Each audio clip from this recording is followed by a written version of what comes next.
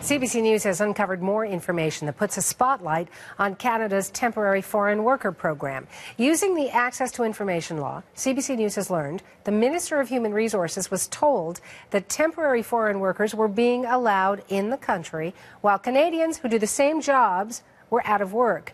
Power and Politics host Evan Solomon has the details.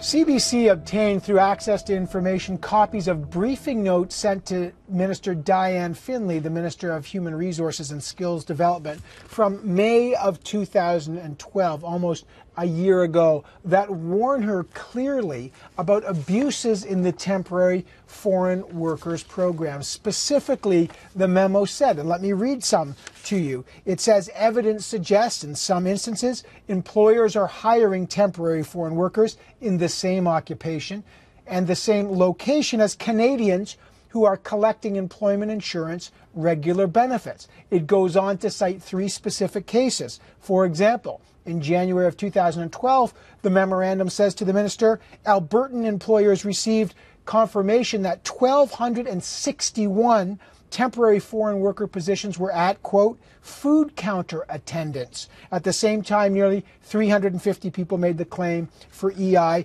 who had cited significant experience in the same occupation and the same province. Why is that significant? First of all, the temporary foreign workers program was not meant for food counter attendants. It was meant to provide for labor shortages in high-skilled jobs, not food counter attendants. It also goes on to talk about 2,200 farm workers in Ontario who submitted claims for EI the same month. Well, there was 1,500 temporary foreign workers. And on the East Coast, the report talks about Prince Edward Island collecting 294 claims for EI from out-of-work fish plant workers, while 60 temporary foreign workers were employed. So what did the minister do? According to her office, she said all these were addressed last year by the federal government when they reformed the EI program, and this year with the changes to the temporary foreign workers program. So they say this is nothing more than a problem that we've dealt with. The opposition says this shows that the minister was warned of the problem,